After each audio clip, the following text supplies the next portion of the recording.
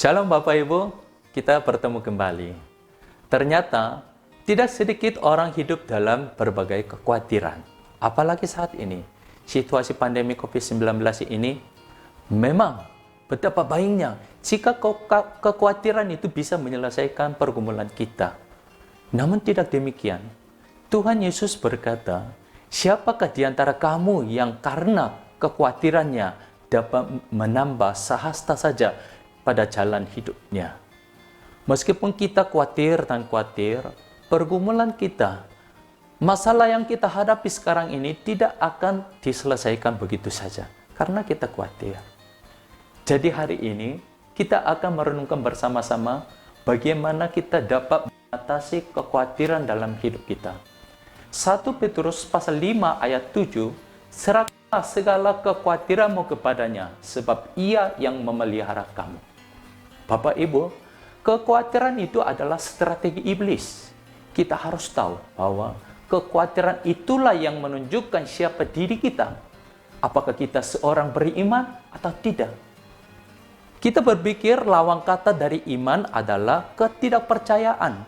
Tetapi sesungguhnya lawan kata dari iman adalah kekhawatiran atau ketakutan. Karena di mana iman itu ada, di situ tidak akan ada kekhawatiran dan kecemasan. Yesus berjanji bahwa Ia tidak akan meninggalkan kita sebagai yatim piatu.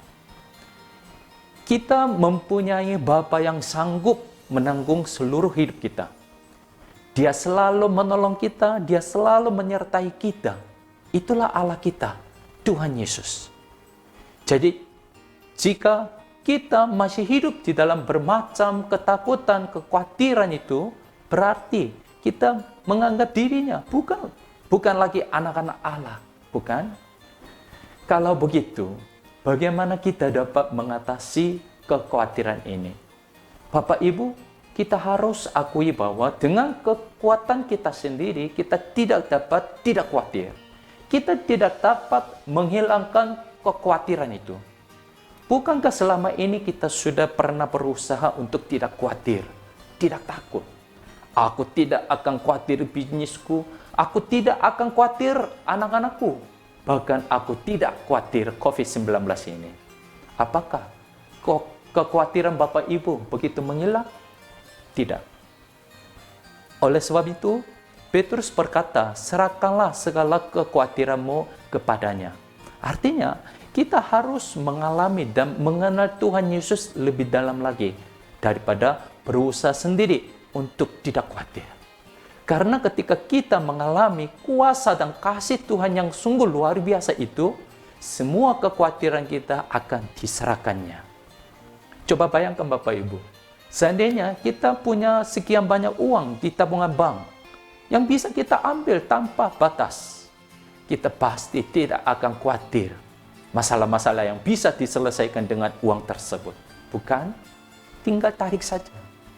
Jadi Bapak Ibu, satu-satunya cara untuk mengatasi kekhawatiran adalah diserahkannya hanya kepada Tuhan Yesus.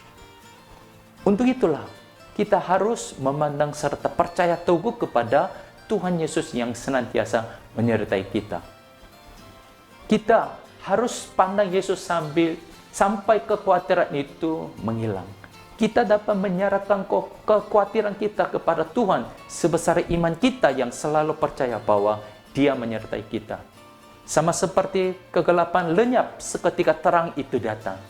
Demikian juga kekhawatiran yang ada di dalam diri kita akan menghilang ketika iman itu datang. Tetapi iman itu tidak datang begitu saja. Iman itu timbul ketika kita memandang dan berfokus kepada Tuhan Yesus. Ibrani pasal 12 ayat 2 bagian A dikatakan, marilah kita melakukannya dengan mata yang tertuju kepada Yesus yang memimpin kita dalam iman dan yang membawa iman kita itu kepada kesempurnaan. Semakin kita mengarahkan mata kita tertuju kepada Yesus, iman kita pun semakin bertambah kuat. Dan semakin kuat iman kita, maka semakin berkurang juga kekhawatiran di dalam diri kita. Karena itu, pandanglah Tuhan Yesus terus. Maka kekhawatiran kita itu akan diserahkan kepadanya.